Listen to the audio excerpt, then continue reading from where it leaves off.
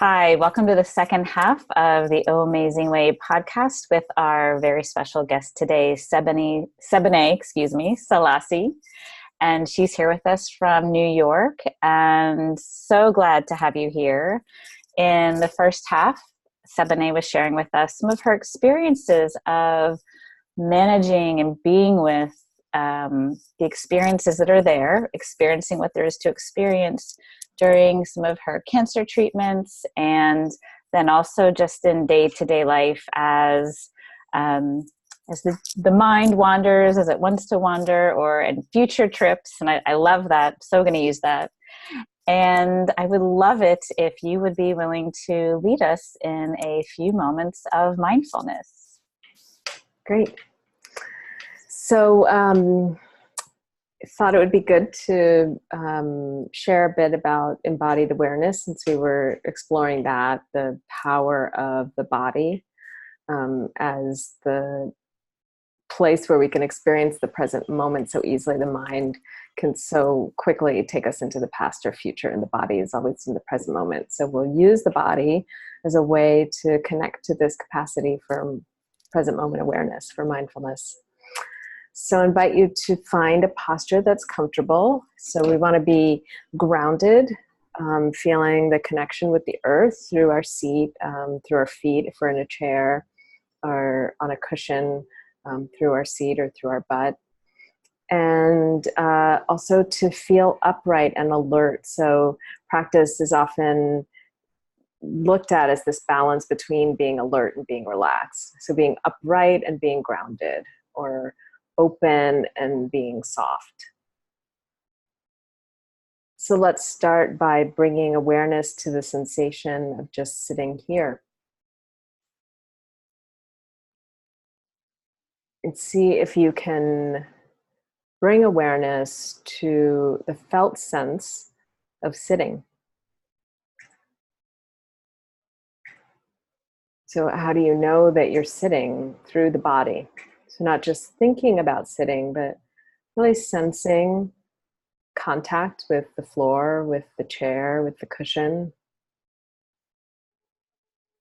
Perhaps sensing the hands or the arms in the lap or thighs.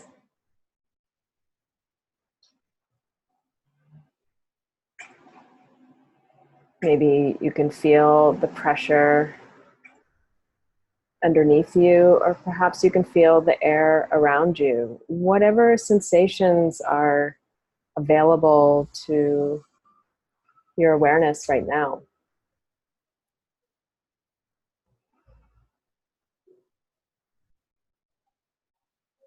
Perhaps you can ask yourself, what's happening in my body right now?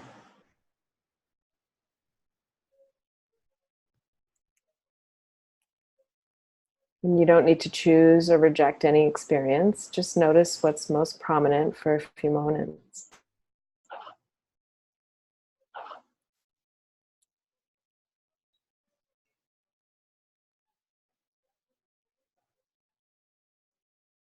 And right away, thinking might start. So thoughts might arise, and this isn't a problem. It's not a mistake.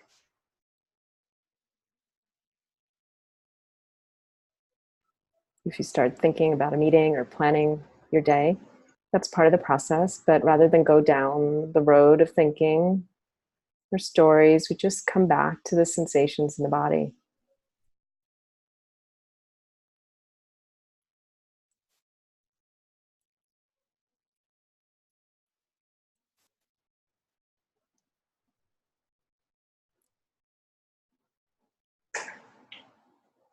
And you can notice the sensations overall, the feeling of the body, or you can zoom in, perhaps noticing sensations in the hands, noticing the breath.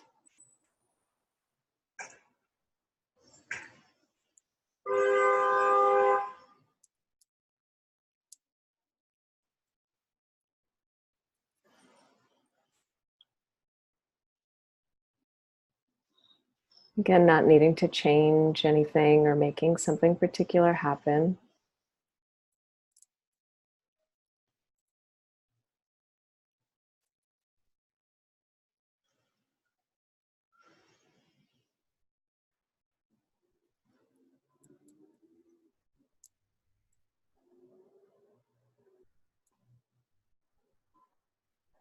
And for the last minute or so, I'm going to invite you, if it feels comfortable, to bring awareness to the breath wherever it's easy and easeful for you to follow.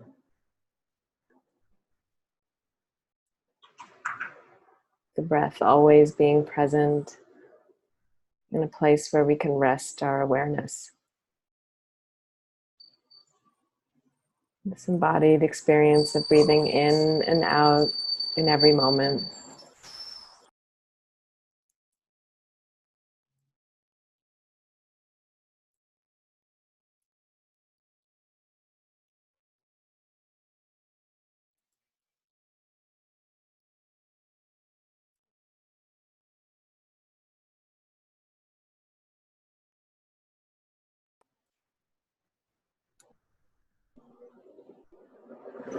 Perhaps as a way to anchor awareness, seeing if you can be with an entire in-breath and an entire out-breath.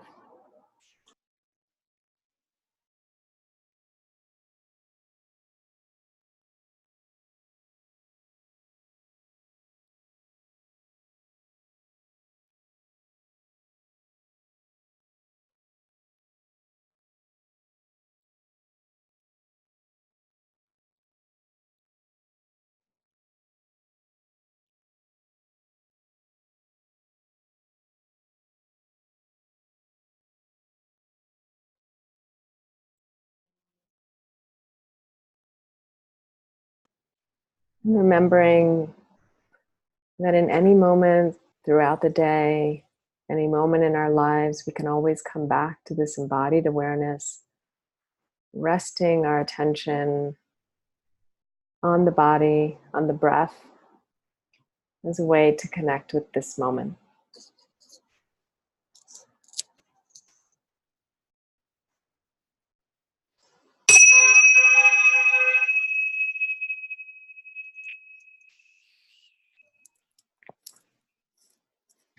I like how Brooklyn participated with me in that meditation. That honk came exactly at the same time as the bell. Exactly.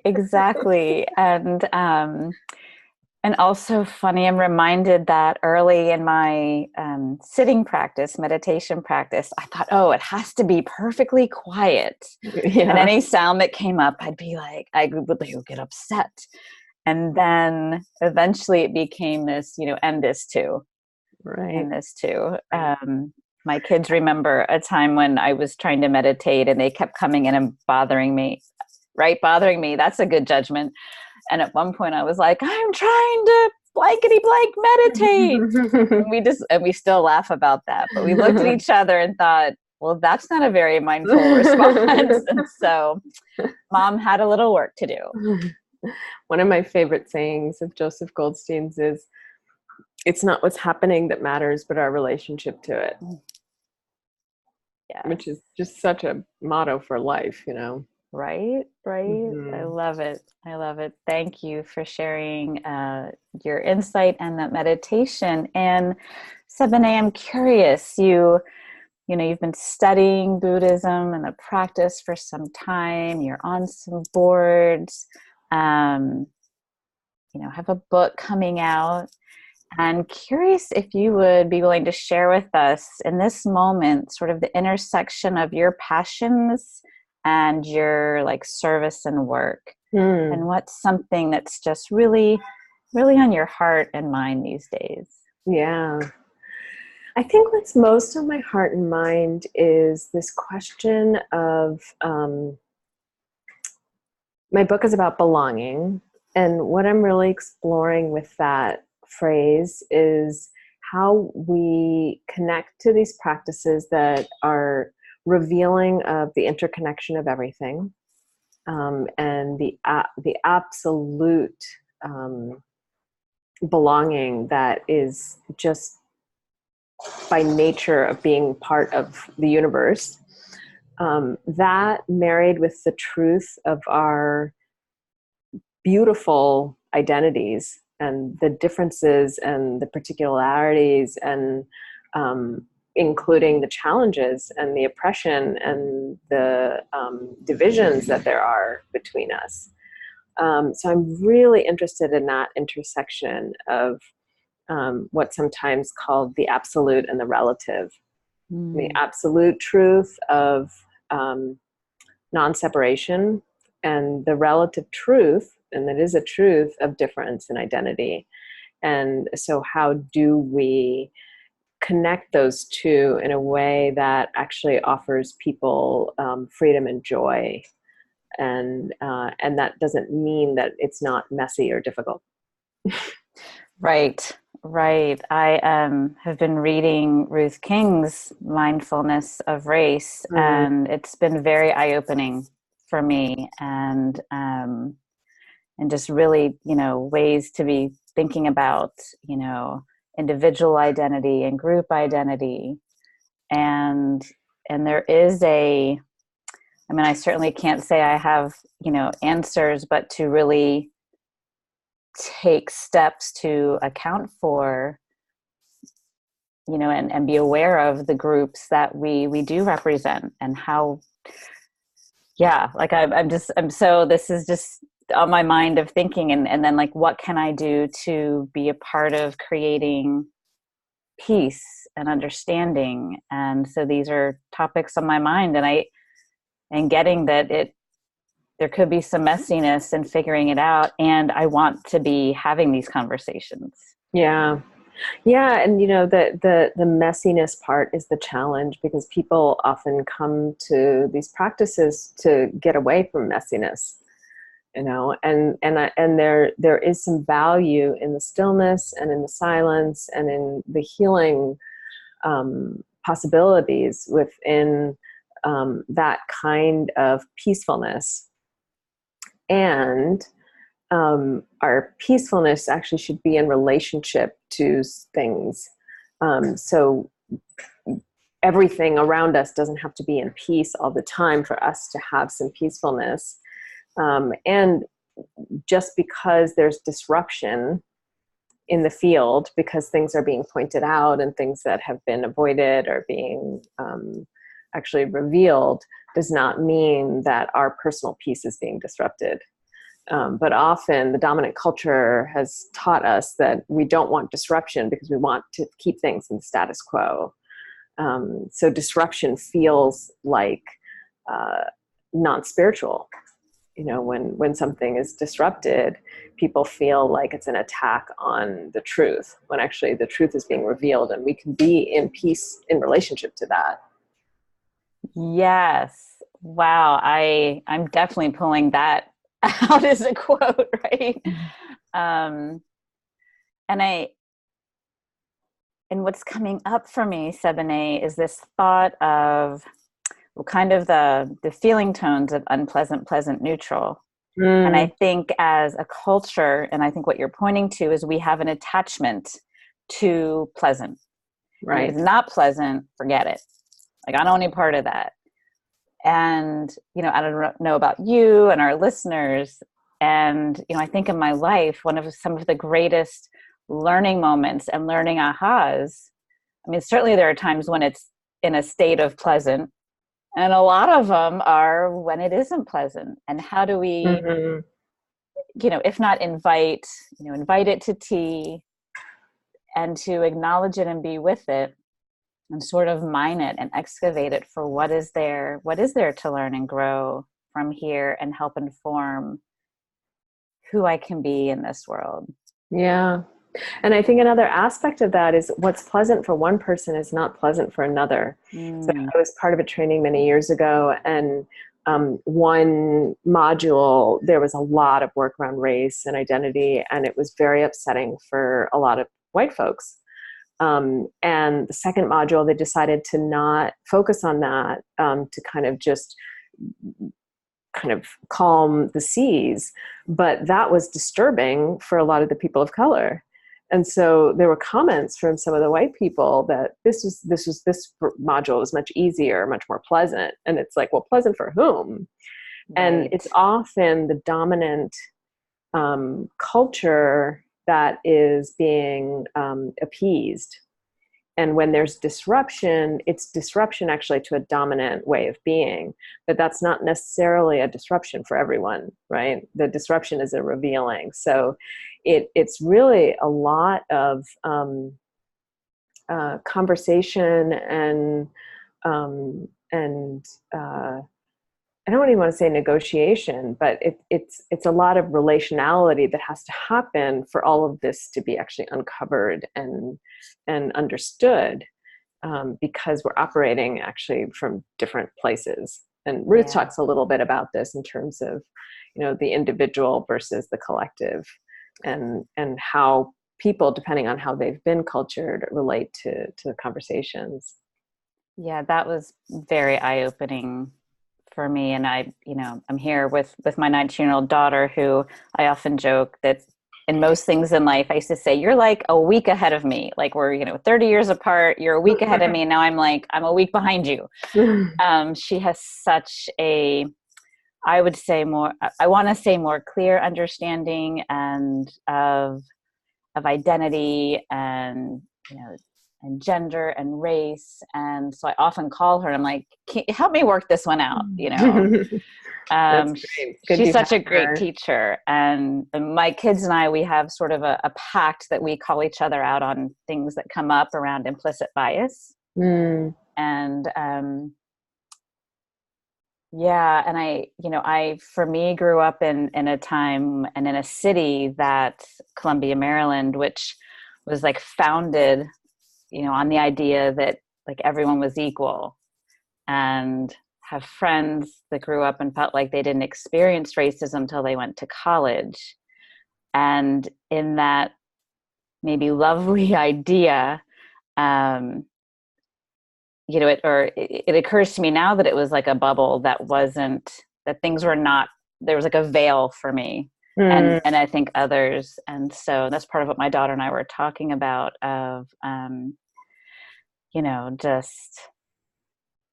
just that it felt like living in a bubble that wasn't quite correct. And so reconciling that. And mindfulness is so key, right? Because this is really about making the unconscious conscious. And what is this practice except seeing all of our crazy patterns and seeing the way we've been conditioned? So whether that has to do with our family patterns or our social patterns, I always quote this Krishnamurti quote, because he said, you think you're thinking your thoughts, you're not, you're thinking the culture's thoughts.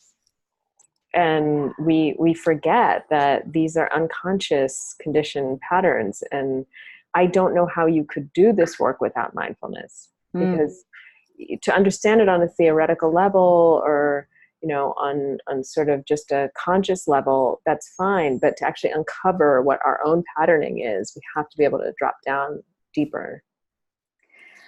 Yes. And thank you for bringing us back to that. And I think, and part of within these conversations that, and part of what's been so powerful me in the study around mindfulness and mindful meditation is this layer of cultivating self-compassion and compassion.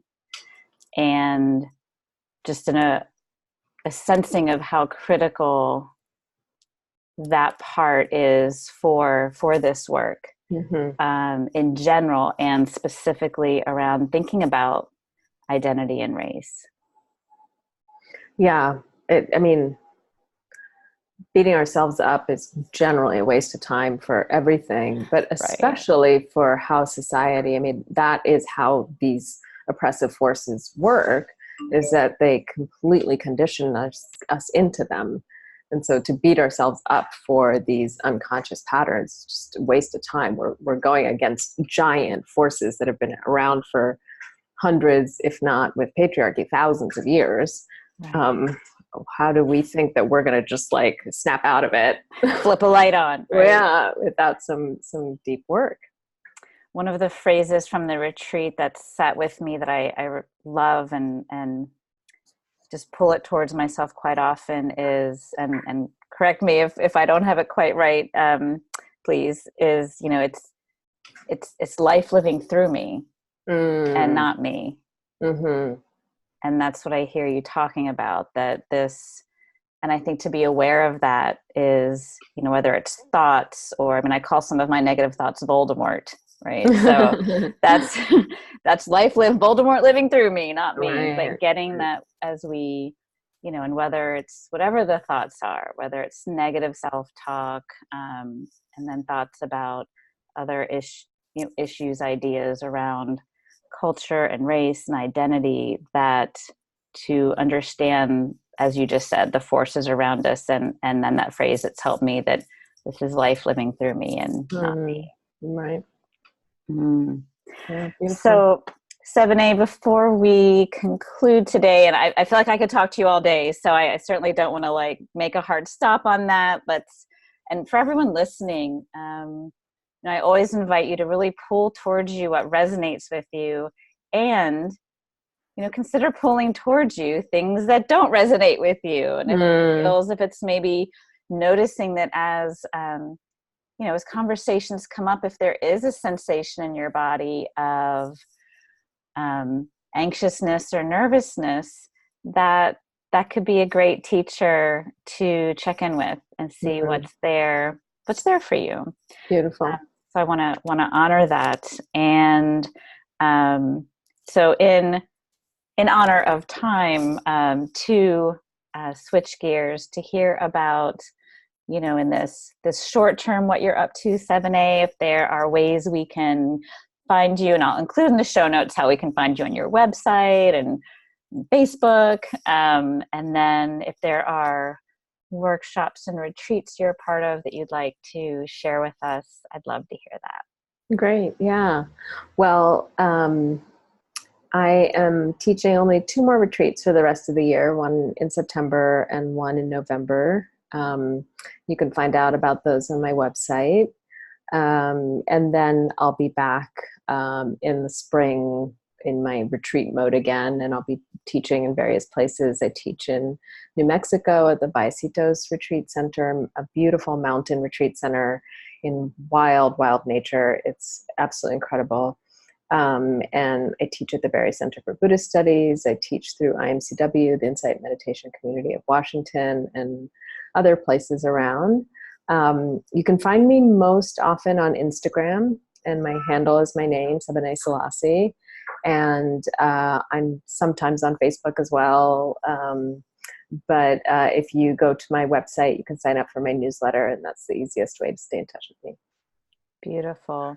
Beautiful. Well, Sebene, again, thank you so much for your generosity of time and energy. And it's warm today in Brooklyn.